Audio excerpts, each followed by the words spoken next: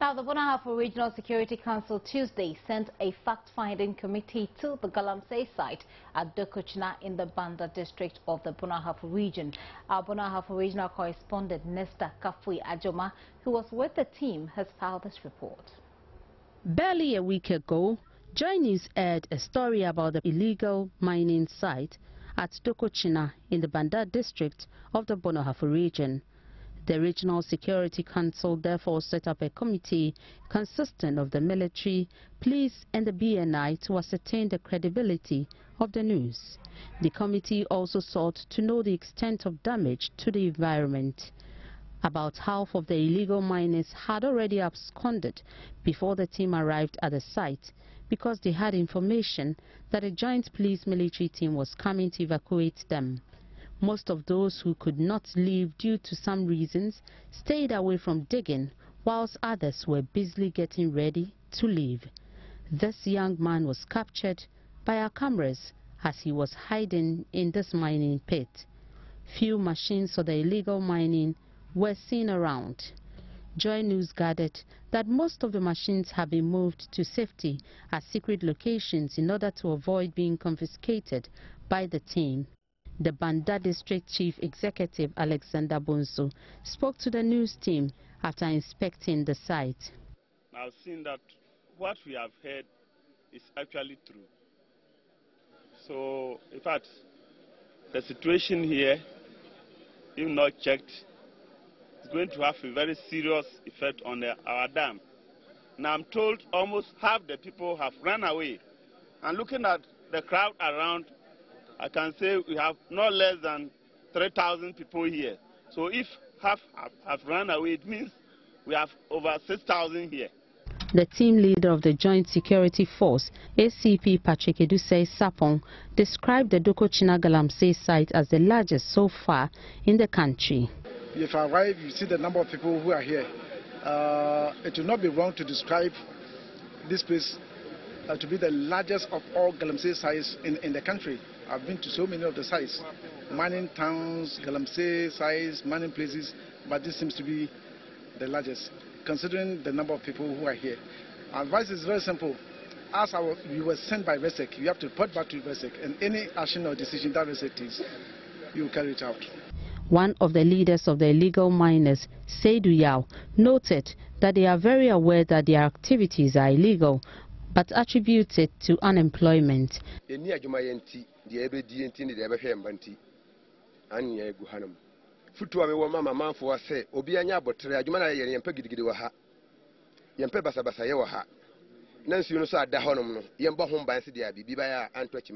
Nesta Kafui Ajoma's report from the Bonahafo region. Some traders at the Kumasi Central Market were thrown into a state of despair when part of the market where they conduct business was ravaged by fire. Over 100 shops worth thousands of Ghana cedis were burnt to ashes. Mahmoud Mohamed Nuruddin reports from Kumasi. The incident occurred at about 1:30 a.m. early Wednesday morning. Burning shops in the Central Market. Affected traders who rushed to the scene to salvage their properties could only stand and watch as the fire burned their shops. Even though the fire service personnel responded to the fire quickly, preventing it from spreading to other areas, access to the scene was a big challenge to the fire tenders. Market women complained about illegal connections in the market that could possibly have caused the inferno. Some of them who were without electricity in their shops blamed co-traders who connect electricity illegally into the market.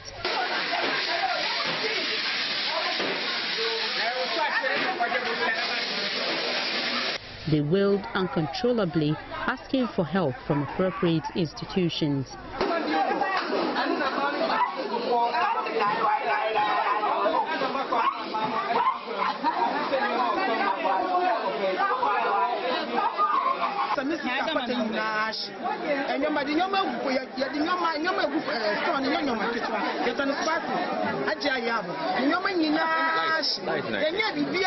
store ni bibiash enti e dey ni nya bibia e baka bibia manyame ye se ye mpaka ne ye pata so na mamodi chukania no odini na e fa kania e ko ye se ye si buwe ana se se pata nash ye ni ma dia adakura e ba ya hye enti se nyame na ya ka hwe nkyere obia ma che na tem se Joynews ba ya ni ni na bank bo se ni na ri e no de ni na ni na ya fa ko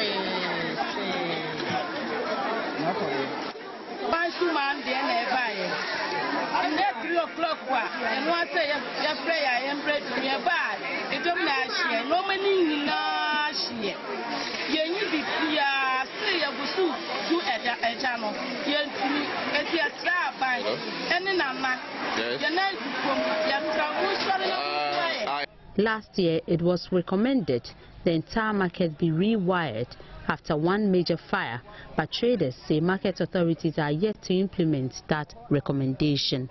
Mahmoud Nuruddin Mohammed's report. Back in the capital, some young persons with entrepreneurial skills have called on government to ensure that the Youth Entrepreneurial Support Fund announced by President Mahama in his State of the Nation address is beneficial to them and the country as a whole without discrimination. Joynews checks with the Youth and Sports Ministry indicate the 10 million cedi fund will be administered directly under office of the President. The initiative is expected to provide some financial assistance for youth with entrepreneurial skills and to create jobs from their business ideas. Our questions about modalities did not yield concrete answers from the Youth and Sports Ministry, as the Deputy Minister Joseph Yamin maintained official launch of the fund is slated for next week and such details will come up then. Basically, it's to ease the burden on the youth employment now, JIDA. The fund is secured as at last year. A team put together to see the disbursement as well as how to apply. It's directly under the office of the President. It's going to be supervised or administered from the office of the President. So the team now is looking at how the process would be like, how you start the selections of it, who benefits, how visible is the repayment packages of the loan. So it's yet to be officially inaugurated. I mean, the fund shown up. Then the details of it will also be put out there. Lack of legislative backing is a contributing factor to the woes of the current youth employment scheme, JIDA. It was unclear whether the Youth Entrepreneurial Support concept has or will be given legislative backing. Well, I'm not sure we are talking about the backing as far as legislation is concerned, but it's about the fund being set up now for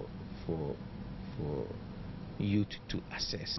And we are hoping that officially, finally, it will be announced so that the interested youth out there will have the opportunity to access it. I'm sure that all these things about legislation and others will be made mention. At level 200 at the University of Ghana, Felicia Eti sells these decorated slippers and beads on a wholesale basis. She can't wait for the fund to be operational. I expect the government to be very transparent and fair about this. It shouldn't be something that is for some class of people or some people they have in mind or protocol. It should be everyone, because there are many people in the country who have so much in them, who are endowed with so much skills, but because of lack of capital, because of lack of encouragement, and because of timidity, they are not able to come out with their talent. They are not able to build up their best. I think I'll also make a great deal out of this, and it's going to help me to expand a lot. Felicia is set to finalize paperwork for her small business by next week in preparation to access the fund. Not a sophisticated lot she has here, but Felicia is one of perhaps thousands of young people with basic entrepreneurial skills who are expecting to benefit from this new Youth Entrepreneurial Support Fund, if it should be set out rolling. Until next week when it is launched, the details are still sketchy. For Joynews, Gifty Andwapia, Legon, Accra. Now, local pharmaceutical companies say they are well positioned to meet the high demand for anti-retroviral drugs in the country if government would fulfill its promise of providing the 50 Ghana million cedis for local production of the drugs. Vice President of the Association of Ghana Industry, Dr. Edu Jemfi, says the move by government will go a long way to improve the local manufacturing sector. In the 2014 State of the Nation's address, announced a 50 million facility to pharmaceutical companies to produce antiretroviral drugs in the country. The decision by the president forms part of government's commitment to fight against HIV and AIDS. Currently in Ghana, 80% of antiretroviral drugs are imported, and government relies on Danadam's Pharmaceutical Limited for the supply of ARVs when there is shortage in the system. The local manufacturing industry, however, says it is positioned to reverse the trend and be the dominant reliable supplier of ARVs to the Ministry of Health. That an average treatment of a patient is about 500 Ghana cedis for a year. If you're looking at about 50 million cedis, that means that we're talking about increasing our coverage in terms of the treatment of people with HIV to about 100,000. For us, the industry, we are happy to hear that. The reason is that we have the capability. Well, our production capacity is in millions. We can produce over 30 million tablets a month locally. So for us, it's a happy news.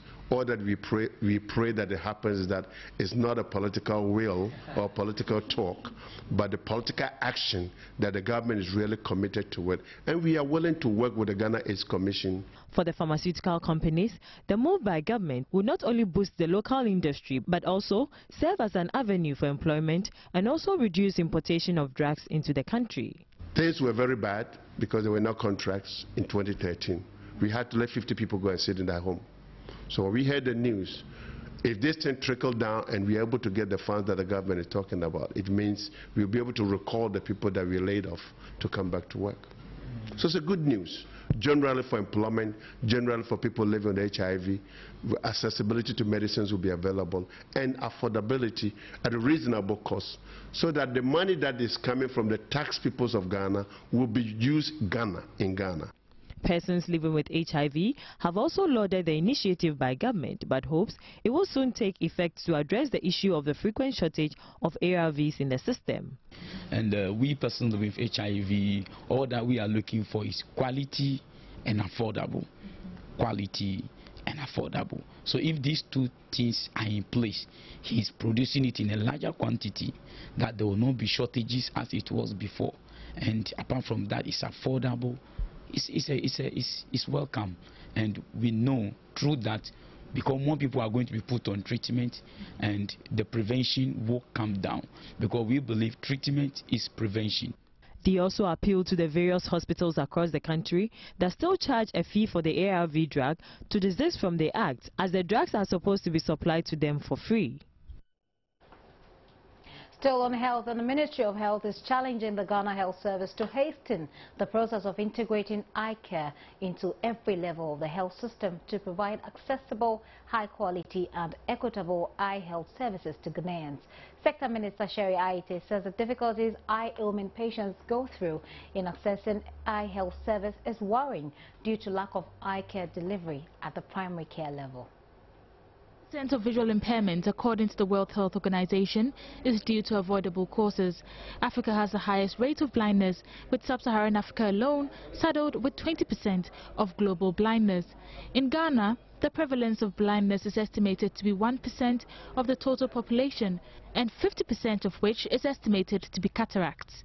A little over 74 ophthalmologists attend to the over 24 million Ghanaians, with 50% of these doctors based in the Greater Accra region.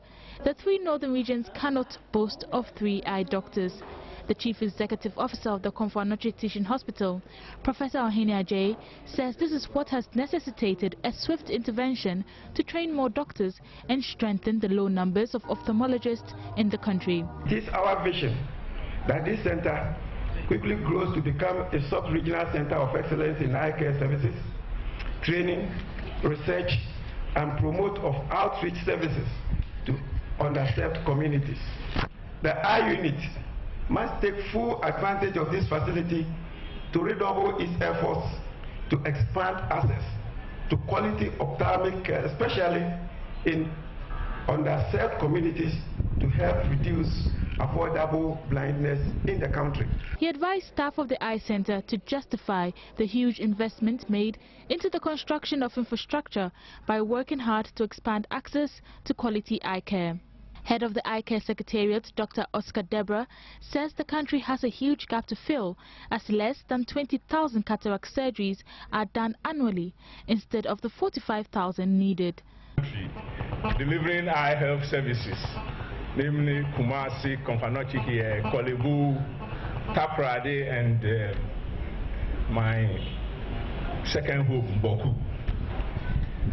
But then since then, we've done a lot, and as I'm talking now, about 85% of the district hospitals in the country have some form of an eye clinic, at least manned by an ophthalmic nurse, so that the people of the country can have some eye health service delivery.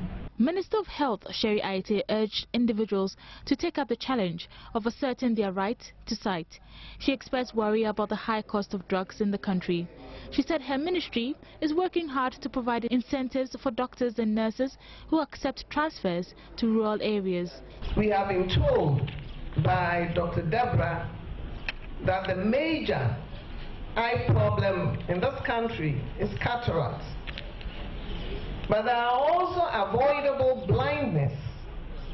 But many of these avoidable cases are associated with poverty and lack of access to the quality health care that our people in remote areas need. The eye center was constructed with the hospital's internally generated funds and with support from USAID, Himalayan Cataract Project, Orbis International, and Latter-day Saints.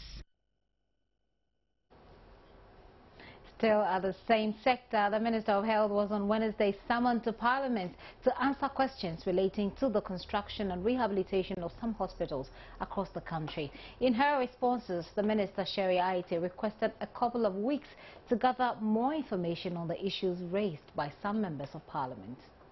The Minister of Health, Sherry Aite, was asked for her ministry's plans for the construction of a newly proposed hospital at Konongo Asante Achim and the district hospital at Achim Swedru in the Birim South constituency. In her response, the minister assured the House the hospitals will be constructed before 2016 when the funds are released on time. It is a policy. The President has said it, that every district should have a district hospital. And that's exactly what the Ministry of Health will do.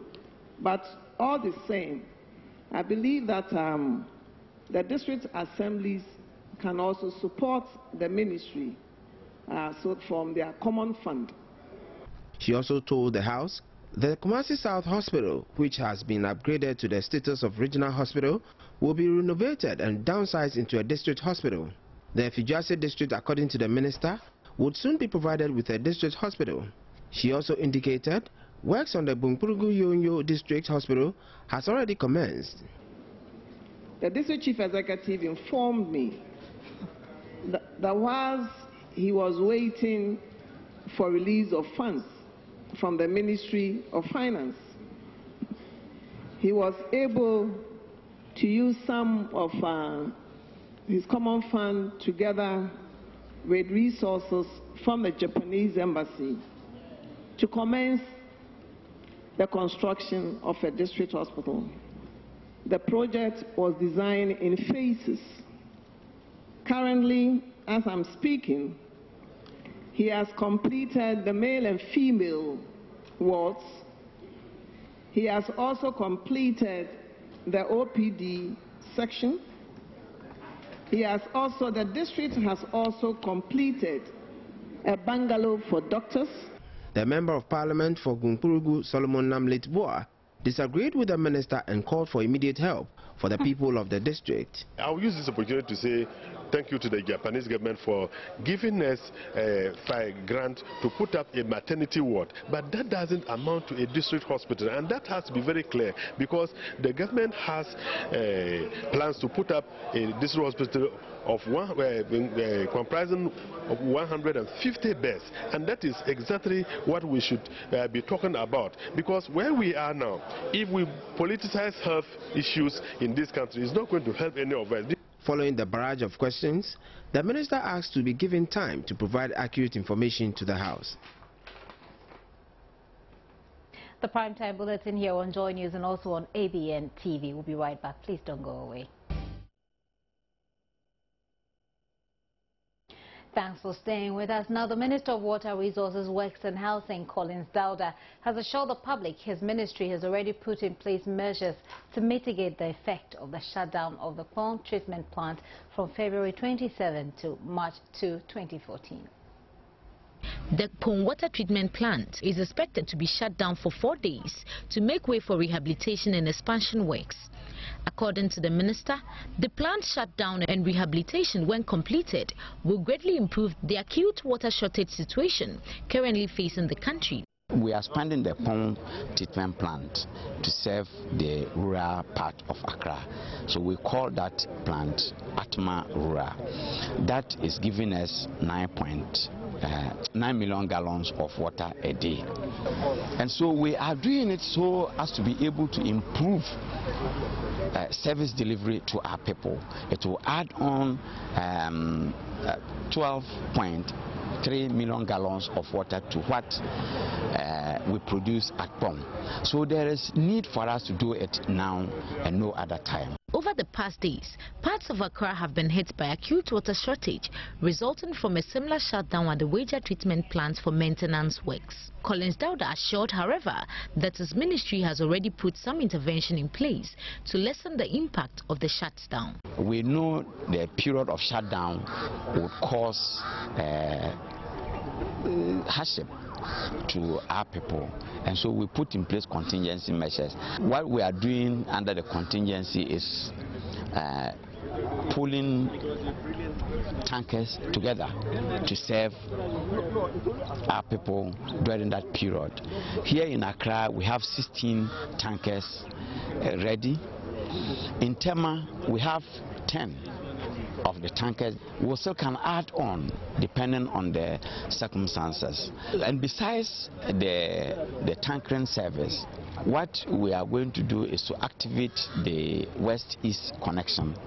We'll pump water from Weja into the Okunglo point and distribute it to the western parts of Accra. Matilda Pomaga for Joy News, Accra. Still with water, the current acute water shortage facing the country. With this situation, the Ghana Water Company Limited says works are currently underway to end it.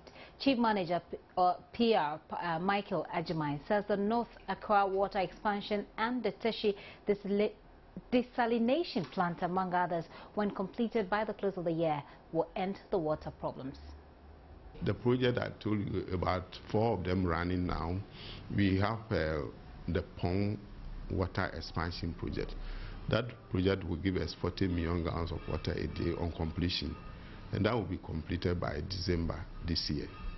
Then apart from that, there is this Accra Tema Metropolitan Area Rural Water Supply that is actually has to do with the shutting down of pond treatment plant on Thursday.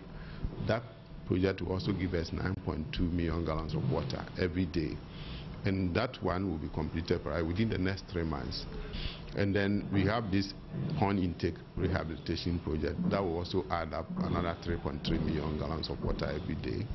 So and that one too will be completed within the next 6 months. And then apart from that, you might have heard about the Teshi desalination plant. That Teshi desalination project is being undertaken by a private person. They have brought in their own money. And what they are doing is that we have an arrangement under this build, own, operate, transfer basis, where we have signed a water purchase agreement. So whatever water that they will produce, they will sell it to us, and then you will in turn sell it to our consumers. And that is going to give us 13 million gallons of water. And we are hoping that by June, July this year, that project will come on. And so we are praying that by the end of the year or next year around this time, Accra people will be quiet and everybody will have smiles on their faces. For some not so pleasant news, the Ghana Water Company Limited will from Thursday, February 27 to Monday, March 3, shut down the Pond water treatment plant to allow contractors executing the Pond intake and Accra Tema Metropolitan Area Rural Rehabilitation and Expansion Project undertake critical pipeline interconnections on the project. Mariam Ture has been engaging some stakeholders to assess their preparedness for the scheduled shutdown. Some parts of the capital city were hit by acute water shortage last week, with the hardest hit areas being the western and eastern parts of the capital. Planned shutdown due to take effect from Thursday, February 27th to Monday, March 3rd will further worsen the plight of Ghanaians. The Ghana Water Company, however, says it has put in place stopgap measures to ensure supply from Wager to the Accra Terminal Reservoir and booster stations to meet water needs in some parts of the eastern Accra during the shutdown. Nanaya Jantua, Director, Public Relations and External Affairs at the Public Utility Regulations Commission, PURC, explains her outfit will carry out inspection works to ensure the utility provider puts the measures in place. PURC is not against the expansion works, but our main concern was that you can't put off two plants at the same time. So now that we are sure, and we'll go to Wager as well to also ascertain that everything is okay. Coming to contingency plans, they said they've put in place some contingency plans. That is not for us to say because it's coming from them.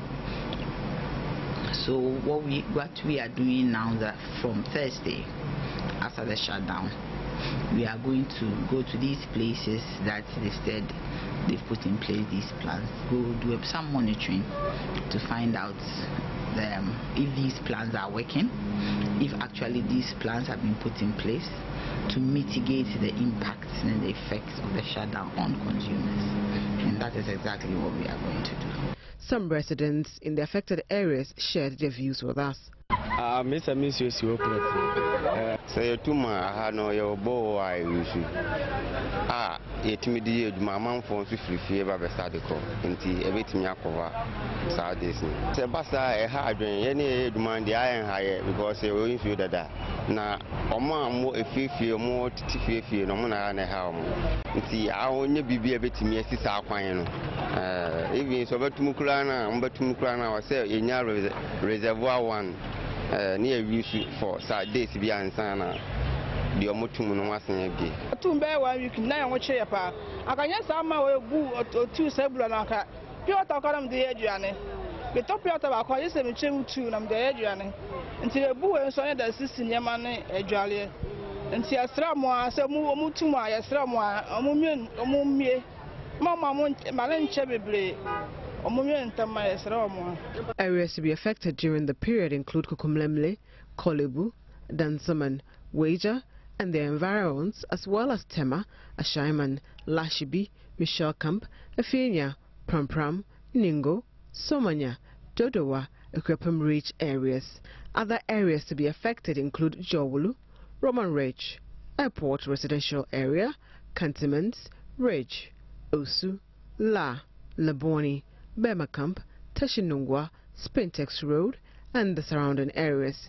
The Ghana Water Company says the completion of the project will improve efficiency with the replacement of all existing pumps and installation of a 3.3 million gallon a day treatment plant to increase water supply to Accra Tema Metropolitan Area. Mariam Ture, Joynews, Accra. Deputy Upper West Regional Minister Abu Kasambata has warned his civil servant or technocrats, they will be dealt with ruthlessly if they stampede government's efforts to better the lives of the people. He was reacting to concerns raised by the World Bank over delays in the processing of invoices or certificates for payment at district assemblies. Upper West Regional correspondent Rafiq Salam reports from Jirapa. The substantial rural water and sanitation project seeks to provide quality water supply and clean environments for a minimum of 120,000 people. The 50 million Ghana cedi project is being funded by a loan from the World Bank. It will benefit 525 communities and 55 basic schools. District Chief Executive for Jirapa, Vivienne Nelly Kunko, expressed her joy at the inclusion of the districts in the project. Upper West Regional Director of the Community Water and Sanitation Agency, Walanyo Siabe, warned against self-interest which could derail the community from fully benefiting. A recent World Bank report cited delays in the processing of invoices or certificates for payment as some of the problems militating against development at the district assembly level. Deputy Upper West Regional Minister Abuka Sambata, upon hearing the likely threats to the projects, warned that his outfit will deal ruthlessly with anyone who tries to stampede the efforts of government. Stampede the effort of the government. We are also prepared to march boot to boot them. Because it's through the effort of the regional minister and other stakeholders from the district that Jirapa is benefiting from this project. $4 million US dollars. If you convert it to the city language, that's a very big money. And I believe in the history of this district, I stand to be corrected. This is a very historical day in the life of the chiefs and people of Jirapa district. He used the opportunity to call on local authorities, especially chiefs from the beneficiary communities, not to demand kickbacks or bribes from contractors before commencement of the project. Rafiq Salam's reports from Jirapa. The Executive Director of the Center for Freedom and Accuracy, Andrew Awuni, has bemoaned what he describes as the lack of commitment on the part of some media practitioners to fight corruption in the country. According to him, issues of corruption can properly be addressed if media practitioners do not engage in activities which compromise their commitment to fight the menace. He was speaking at the maiden edition of the Communication Students Talk Shop held in Accra. Speaking on the theme, the 21st Century Journalist, an anti-corruption agent, the forum was aimed at grooming communication students from selected tertiary institutions in the country. Andrew Awuni emphasized the need for journalists to make themselves agents of change and not to be influenced. So if we are talking about the 21st century journalists, your role in this anti-corruption campaign, we are saying that you should go beyond just being recipients of information, but diggers for that information, discoverers of that information. Today, journalists just sit back. Nobody goes to ask questions anymore. All they are waiting for is, bring your story, and I'll put it there for you. I am saying that it is time for us to stand up, go out there and look for the truth. Interrogate the information. Look out deliberately for it. Say to yourself, I want to do the right thing. He further urged the students not to conform to the standards of society, but uphold the standards in the profession.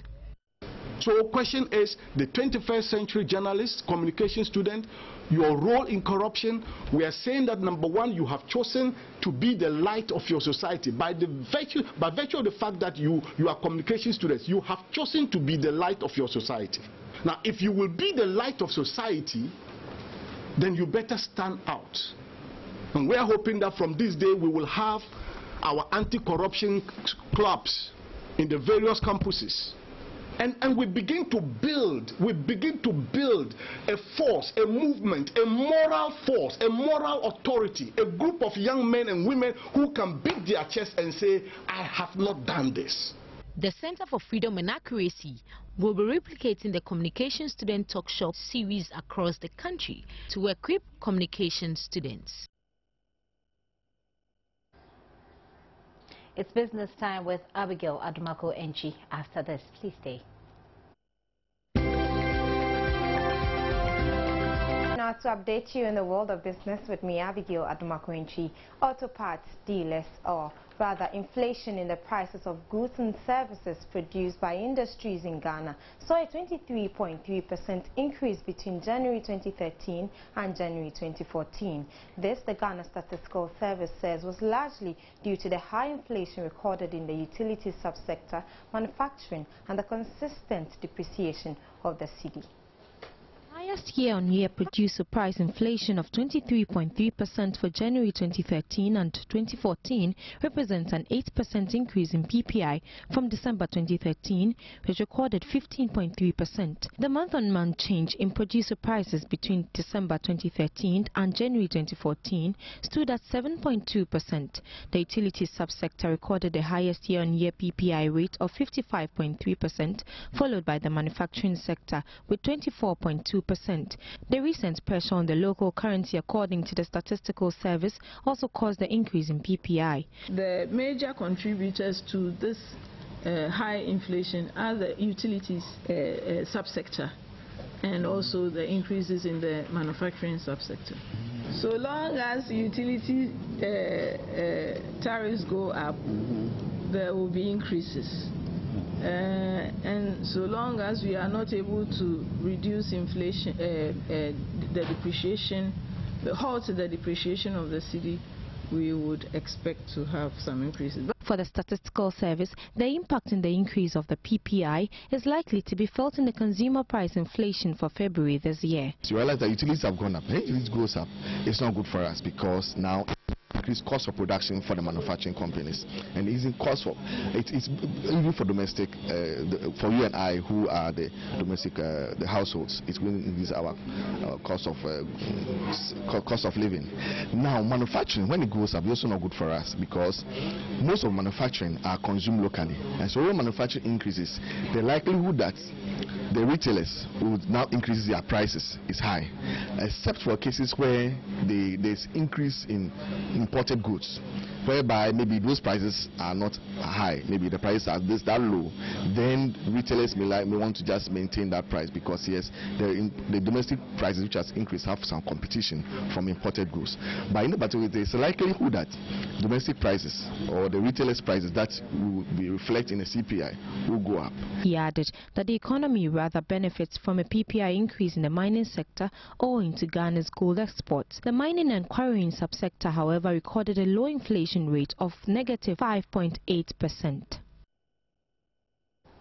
Well, the Trade Union Congress TUC has issued a statement to react to the President's State of the Nation's address presented before Parliament on Tuesday. The statement, signed TUC Secretary General Kofi Asamoah, commended the President for acknowledging the challenges with the structure of Ghana's economy and announcing some measures to deal with those challenges.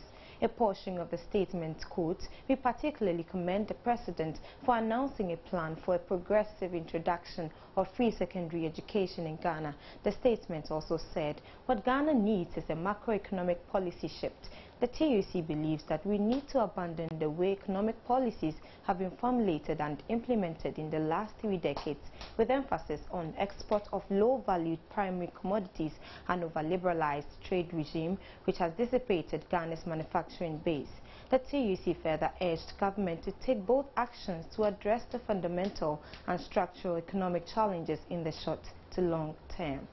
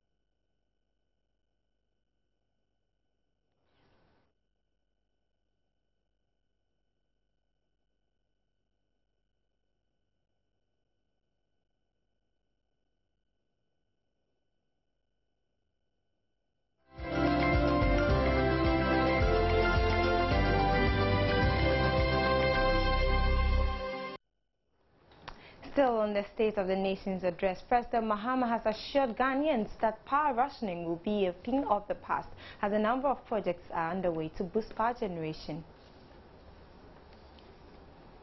Independent power producers that are key to coming to add this generation were not coming because the environment in the energy sector was not attractive to independent power producers. It didn't make economic sense for them to invest. But because of the steps that the president has taken just within a short period of time, where now the tariffs are being readjusted and it's making sense, automatic adjustment, the fact that ECG is now being reformed to make sure that they address the issues of efficiency and responsiveness of customers are very critical. But more importantly, government ministries and agencies are also being responsible in the use of electricity. These are all critical in making sure that we have electricity. But that doesn't stop there. We need to make sure we expand transmission infrastructure and make sure our distribution bottlenecks are all addressed, reduce system losses. It is the only way. And then make sure we don't just increase generation this year and forget in 5 years we don't add. If your demand is increasing annually, the president is saying we should keep our eye on the ball by constantly increasing generation capacity. And that's exactly what we are going to do.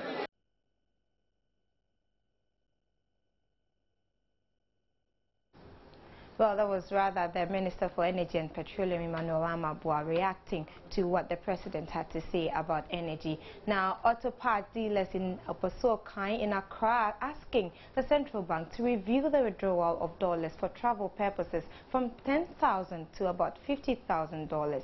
The dealers contend the new amount is not enough for the imports and have therefore displayed red bands on their shops to register their protest.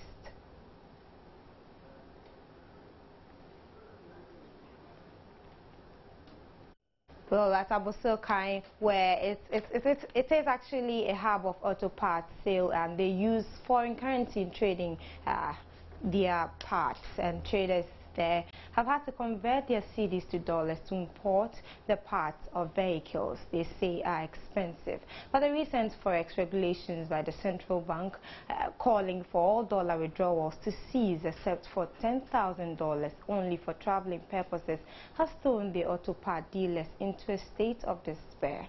Well, the dealers have displayed red bands to register their displeasure against the new measures.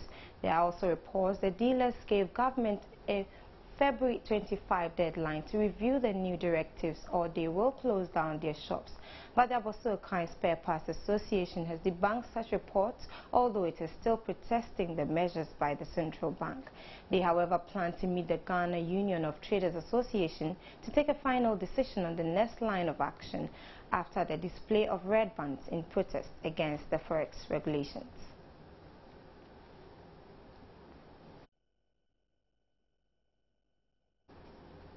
And now we all for business. I'm Abigail Adumakwentri. In sports tonight, the national under-17 women's soccer team are scheduled to leave the country for their training tour of the USA after they failed to earlier in the day as a result of reporting late at the airport. The national under-17 women's team failed to travel for their training tour of the USA this morning after reporting late to the airport. The Black Maidens, who will be featuring in next month's World Cup in Costa Rica, were expected to report to the Kotoka International Airport to complete pre-departure formalities with the Delta airline flight to the US. The team, however, reported to the airport 2 hours late, at which time passengers had already boarded the flight. Several pleas by the officials to have the 32-man travel party board the flight were turned down by the airline. The Black Maidens consequently failed to make the trip as originally scheduled. The team's planned tour of the U.S. has been fraught with problems after an initial denial of visas to 13 players and officials. The team is, however, likely to make the trip to the U.S. later tonight. Now, Asante Kotoko striker Yahya Mohammed has been suspended by the club for signing a pre-contract agreement with Libyan side Al Ittihad Tripoli last week amidst claims of a breach of contract. Kotoko have suspended versatile Yaya Mohammed pending an inquiry into recent events. Joy Sports understands the Kumasi-based side have decided to file the disciplinary acts over claims of breach of contract. Mohammed abandoned the two-time African champions to sign a pre-contract arrangement with Libyan side Al Ittihad Tripoli last week. The Porcupine Warriors have written to the Ghana FA over the matter. However, Joy Sports understands the club has suspended the player even though it's yet to be made public. The Chance star has arrived in the country but is reported to be playing hide-and-seek with top officials. Right now, time to talk about the First Capital Plus Premier League because a number of games were played this afternoon. Kumasi and Asante Kotoko have opened the 12-point gap at the summit, definitely meaning that Accra Hartsville might probably be out of the title race. So we'll just have a look at the results in details. A number of surprising results as well. And there you have it. Of course, while All Stars drawing 1-1 with Adriana Stars, that is a particular result that was quite surprising with all the build-up to this, including a coach being alleged to have pull the trigger out there. Hartsville drew goalless with the Busuan Dwarfs. New Dubiase lost to Mediama SC by 1-0. Kotoko beat Amidas Professionals by 1-0. Inter Allies beat Ken Faisal by 1-0. Hazakis beat Ashgold by 2-1 over there. And of course, you can talk about Bichim United, who also did very well to get a goal there. And that's what you have out there. Seydou Bansi still the top scorer out there. Now time to talk about the UEFA Champions League as well, because 2 games are currently underway. Interesting to find out what's happening there right now. And of course, Ghana's Kevin Prince Boateng is actually in action for Schalke 04 against Real Madrid. Let's just have a look at it. First of all, we start with the game between Real Madrid and Schalke 04. It's 2-0 at the moment. Karim Benzema, Gareth Bale getting the goals for Real Madrid, and so not too happy if you're thinking about it from the Ghanaian perspective out there. We'll find out how this match ends currently in the second half there. We talk about Chelsea. They're leading Galatasaray by 1-0. Surprise, surprise, surprise. Fernando Torres is the man who got the goal for Chelsea. Let's see how this goes. It's actually been touted a father and son affair because, there's a DJ Drogba coming up against his former coach, Jose Mourinho. Ending sports for tonight. My name is George Adi Jr. Gives you will join us with some more. Have a good night. Sports. It's showbiz time. Now, young, dynamic Zimbabwean singer and songwriter who leads the group Color Blue, Dudu Monhenge, has arrived in Ghana to collaborate with Ochame on his album African Connection. Known in real life as Kwame Nsia Appel, Ochame Kwame, credited with numerous albums, with his latest being the versatile album. I'm too old for swag, so I floss. Rap doctor, it's a one-mic jam. Ochame Kwame is set to release his new album, African Connection, in which Ochame intends to feature over 16 internationally known African artists. Apart from the ones who come to Ghana, we've also recorded Double HP from South Africa and Michael Ross from Uganda and many other. We've done Egypt, Mauritania, and now we are in Zimbabwe. The latest international artist to arrive in town to do her collaboration with Ochame on the African Connection is Dudu Maninga of Zimbabwe. Dudu tells us how excited she is to be part of the African Connection album. Ochame is amazing. Really, I've had time with him, and just his level of thinking, the way that he sees things much far ahead, and he's not only thinking about what we're doing now, we're already thinking video concept, we're thinking this and that, and what else we will do together in future for ourselves, for Africa, and for other artists. So I'm really excited. About his compliment, I think I haven't said too much, Ochame. It's just, you're making Ghana too expectant. According to Ochame, the African Connection album will give him the opportunity to open up to new musical experiences from all over the world. Gladys obviously having fun there. That's it for Showbiz. That's it for the bulletin. Before we go, though, a recap of our top stories. Now, Bonahafo Regional Security Council sends a fact-finding team to Dokochna barely a week after a Joynews report on an illegal mining site there. In Parliament, Health Minister asked for more time as she appears before the House to update members on the status of construction and rehabilitation of some hospitals. Ghana Water Company Limited says works are currently underway to end the acute water situation in Accra. Also in business, auto parts dealers in Accra are asking the central bank to review the dollar withdrawal limits from 10,000 to 50,000 cedis. Yep. My name is Gifty Andwapia. Really thanks for your time. Up next is PM Express with Nana Ansat Paul. You don't want to miss it. Good evening.